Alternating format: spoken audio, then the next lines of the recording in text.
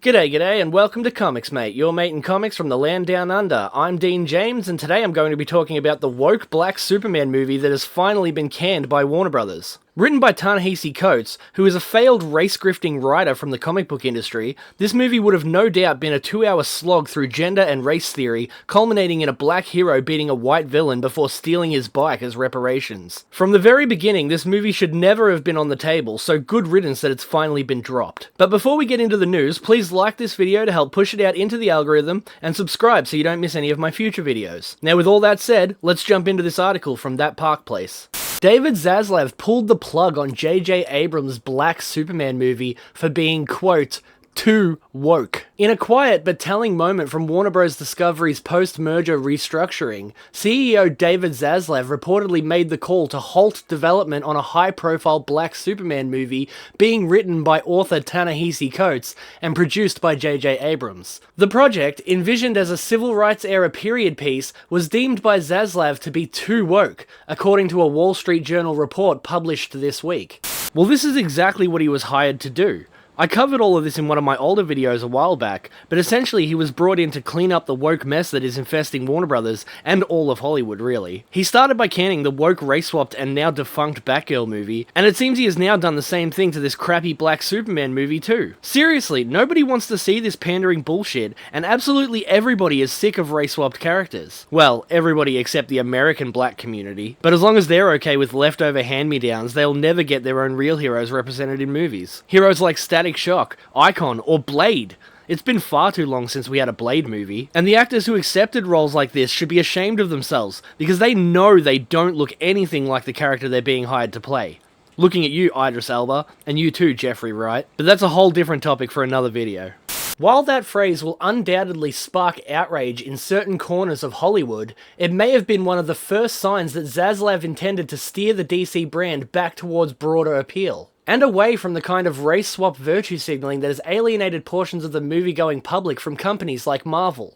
Marvel's basically a dead franchise at this point, and there's no amount of fake hype or quote-unquote viral promotion that could make me pay to see a Marvel movie in theaters. It's not just me either. The general movie-going audience has also lost all faith in Marvel, which can be seen by their seemingly never-ending list of flops over the past few years. And they have nobody to blame for that but themselves.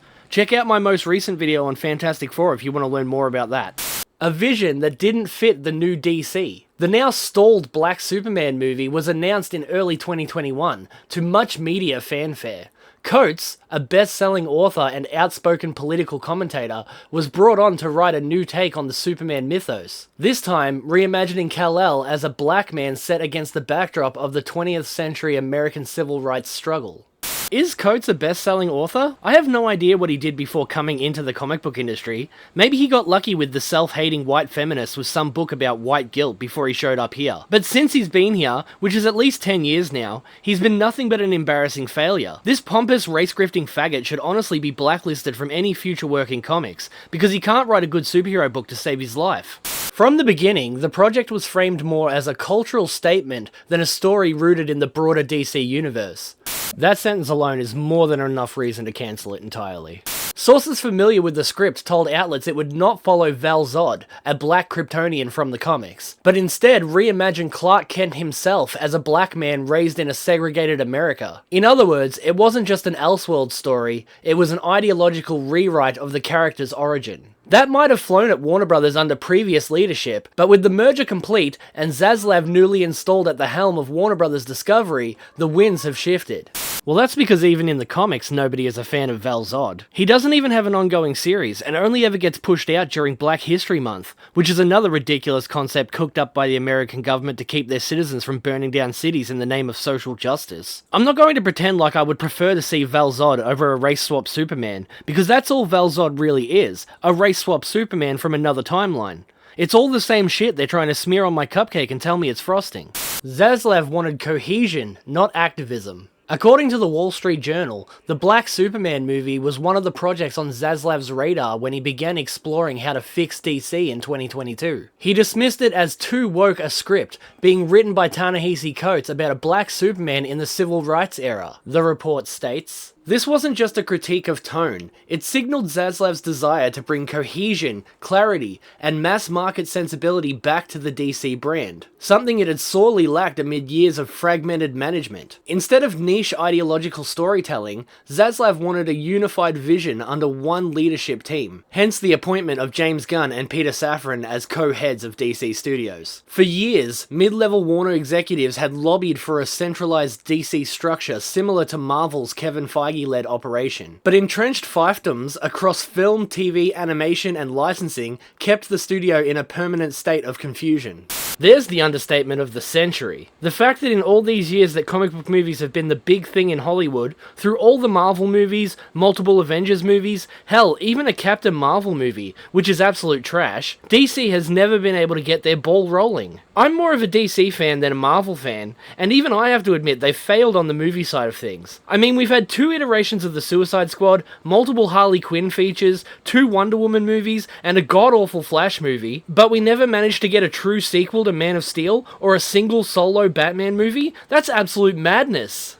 There was always friction pulling DC together, because there were a lot of individual ideas, rather than one overarching vision, former DC Comics publisher Dan Didio told WSJ. The Black Superman movie was emblematic of that chaos. It wasn't part of the mainline DC continuity, it wasn't coordinated with any larger strategy, and its focus wasn't even on Superman's traditional values. It was instead an attempt to repurpose the character as a symbolic stand-in for modern political narratives. Yeah, see? It's what I said, a race-grifting movie about a black Superman beating the evil white man. This is all Ta-NEHISI Coates knows how to write, which is why his career in comics has been an embarrassment to say the least. Course correction toward the fans. Zaslav's decision to shelve the project might be controversial in elite Hollywood circles, but for many longtime fans of Superman, it was a welcome sign that someone in charge still understood what the character is meant to represent. Superman has always stood for truth, justice, and the American way, not as political commentary, but as a mythic symbol of hope that transcends identity.